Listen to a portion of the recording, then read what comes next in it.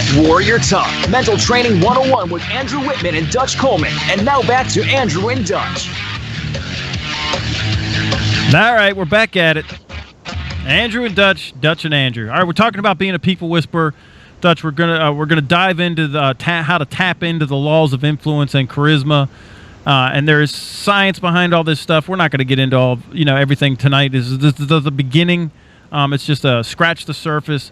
But the very first thing, the number one thing, if you want to influence anybody, that you have to understand that in order to be an influence, you have to fulfill every human being's number one need. And the number one need of all human beings all across the planet, no matter what country you're in, what is that number one need, Dutch?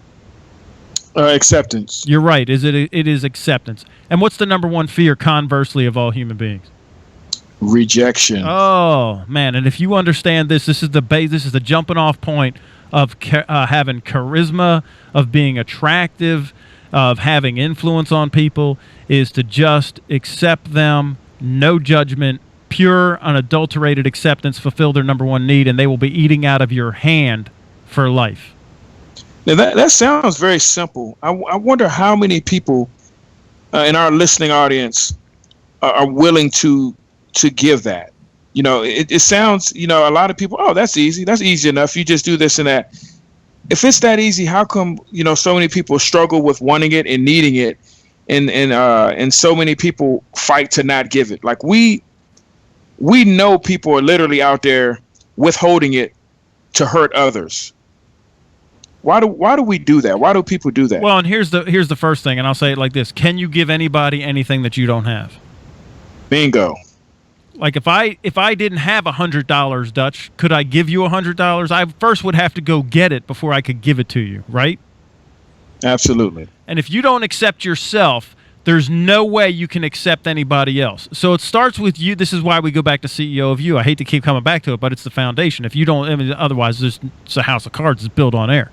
If you don't accept yourself, you have no shot at accepting other people. Once you accept yourself, first off, you're not afraid of rejection anymore. I'm not looking for anybody else's acceptance. Once I accept me internally, then I don't fear rejection because it bounces off me because I've already have acceptance. I've already fulfilled that number one. Now what I could do is go out and assuage everyone else's fears, and then I can give them the thing that they are looking for, which is acceptance. Because once I accept me, then I can accept you. No judgment.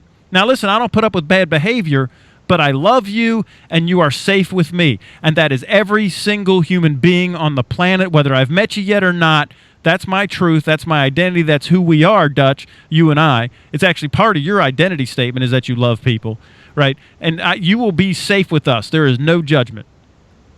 Absolutely. And you'll realize the power in that. Once you've accepted yourself and you know the value in that, then it's much easier for you to accept others. And you understand the impact you can be having on others' lives. But by the same token, if I haven't been accepted by others and I don't even accept myself, then I'm not going to be so welcoming and I'm not going to be so giving with mine. Because whether it's anger, whether it's because I don't know how it feels, I don't understand the impact of it, all those things play into the fact that at the bottom line, I can't give something that I don't have. Absolutely. And then once you do give that acceptance and you freely give acceptance, there's no judgment, no strings attached. See, this is the basis, the true basis of influence and persuasion and manipulating other people, moving them out of their own way, is when they know they're safe with you. When you have that credibility and they know, they look at you and they just feel love, pure unadulterated love. You're not trying to get anything back from them. I just love you. And listen, every human being is fallible. I don't judge you. I don't have that issue because I know I have my own issues. I ain't worried about yours, right? I've accepted my flaws and I've chose to work on my flaws. That's my choice, is that I work on them and I make course corrections and I'm trying to get better every day. That's lying. I'm working to get better every day, right? And so I will afford you whatever your demons are, whatever your weaknesses are, whatever your sharp edges are, and I'll just love you. And it's so beautiful. Once you reach that stage, it's such a beautiful feeling, not only for yourself, but the way you're going to feel when you are able to give that to others. It's beautiful. Right. And now once you hit that, that's the very first level. The second step into tapping into the laws of influence and charisma is being empathetic. That's both happy and sad with others.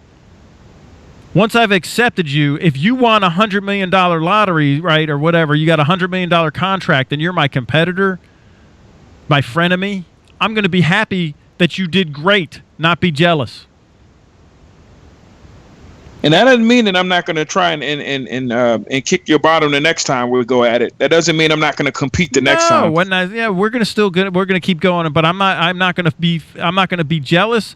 I'm not going to get thrown off of what my process is, and I'm going to be happy for you. And I'm going to say, you know what? We're next. And if one person can do it, anybody can do it. Man, that's just encouraging to me, because I know somebody that made it big. We're right behind you.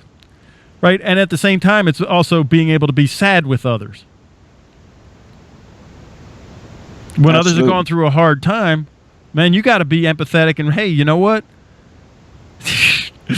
I'm gonna throw my son under the bus right now. Right, so my oldest son and his girlfriend, she lost her wallet. Right, and he is just not giving her any empathy at all. He's like, yeah, whatever, just rub some dirt on it, suck it up, right? Mm-hmm. I'm like, no, man, you got to at least, give her a hug and, kiss her on the forehead and be like, you know what, we'll work through this process together. Yeah, man, that's tough. I hate that. Right. So you got to be both. Be happy when people are happy. Because if you ever had great news, Dutch, you're like, man, the greatest thing happened. And they're like, yeah, whatever. Like somebody's like, yeah, that's nice, dear. we just got the greatest contract ever. It's a game changer for us. That's nice. It rained today and I just got my car washed. What? Right? So you got to be empathetic, both happy and sad. If somebody's sad, then I'm going to mirror that and be sad with them, and and now I'm going to help, assuage that. But I'm not going to be like, suck it up. Quit being such a baby. And we are, and that's the way many of us are. It's what about me? What happened to me? How my day was?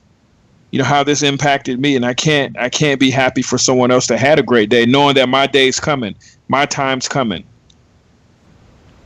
I mean, and you really can't be empathetic to somebody if you're not accepting them.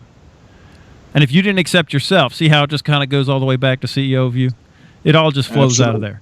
Right, so then... You can't escape. Do what now? I said you can't escape it. It's going to always end up back there. Right, you can't escape it. Now, look, here, I want to give you a little bit of science behind this empathy thing, okay? So there's a part of our brain that's dedicated to empathy. It's called the RSG. It's the right supramarginal gyrus. It triggers our empathetic responses. So we are actually physiologically and psychologically, we're hardwired to help other people, and that is to feel empathetic to other people. We already have the ability. You're already wired for it. Like, it's already in there. The way you tap into that is that you have to accept yourself first so that you can go give that away. You have to get over your own junk. Like, hey, look, man, you ain't perfect, so what? Love you first before you can go love other people. And, this is a fact. Again, Andrew... we always try to deal with the science, which is facts, which can't be disputed. It's been tested time and time again. I saw a study one time on television where it had children and showing how we are wired with empathy. When it had babies, toddlers, where one had food and one didn't, and it was noticeable that the other one didn't. And the toddler went over and gave the other toddler food. It was a stranger, and they gave them food. They were empathetic to them being hungry. And they gave them food. It's like it was a natural response. Right, and that's so right on. I mean, it's just like our, and that's where it's the self-esteem numbers, right? 85% of 2-year-olds have a healthy self-esteem. They've already accepted themselves. And it's until we, once they, grow into teenagers, we knock it out of them. We either beat it out of them physically, we beat them down mentally or emotionally, tell them what they can't do. Society does, right? And so they get jaded. And the numbers for teenagers, it drops, self-esteem numbers drops all the way to 5% by the time they're 15 years old. And then it does go back up about time you're a young adult to 24% all the way to the grave, 24 to 30%. So that study is right on, Dutch. A toddler, we haven't knocked it out. Society hasn't knocked it out of them yet. They're not cynical. They're not jaded. They haven't been rejected. They don't care about rejection at that age. So we basically need to tap into our natural selves instead of going back to our experiences and how we feel about things. Let's go back to what comes natural for us, and let's accept ourselves, and let's allow ourselves to accept others. You know, and that kind of just rolls into this one, which is to be open and uncovered, to just be real and transparent and congruent, to be unguarded and exposed. I'll even say it this way, it's to be vulnerable. Just be real. That was some tough stuff there you just said, man. That was some, those sound really challenging, man. You're talking about stuff that we ask of people every day. And see, the beauty of this is you talk about how helping others and how giving those things ultimately help you. See, people they don't generally tell you those things when they ask you to be that way. They don't tie into how it makes you better. They don't tie into how it progresses you. Because, you know, we all are selfish. We all want to know how this helps us. So what we're explaining to you is how you being all these things actually helps you. It improves your quality of life. It improves your standing. It improves your moral, I'm trying to think of the word, your moral stability, your needs, what you need as a human being. Right. And then once you do this, Dutch, what happens is you can get other people to do anything that you want them to do. Which comes back to you. Right. So this is why we do this. Right. Well, then you get whatever you want in life. You literally can get anything you want from anybody. You know, it's a running joke around my house, but it's true. Right? That I don't pay for Starbucks, man. And it started when I was on Nancy Pelosi's detail out in San Francisco. I walked into a Starbucks and I never had to pay for one because the baristas would be like, "You're too purty, I can't," and so I'd get a Starbucks. And then that just kind of rolled out and people will buy me a Starbucks. I'll get a gift card. But I can get whatever I want. And this is why it's like, oh, you're working people. That's why we only use our superpowers for good. When you genuinely love somebody and there is no judgment and they know that, and that's where the open and uncovered comes, I'm just real, they're going to want to do stuff for you because I'm making you feel good about you, because I'm just giving you your number one need, fulfilled, acceptance and love, pure, unadulterated, no judgment. Now I get whatever I want. That's the trade-off. Yeah, that's the trade-off. 30 seconds. All right, look, we're up on a break. We're up on a break, Dutch. When we get back from break, we'll pick it up right here. I don't want to just run over this stuff because this is very, very important things, the foundation. So you listen to the Get Warrior Tough radio show with Andrew and Dutch.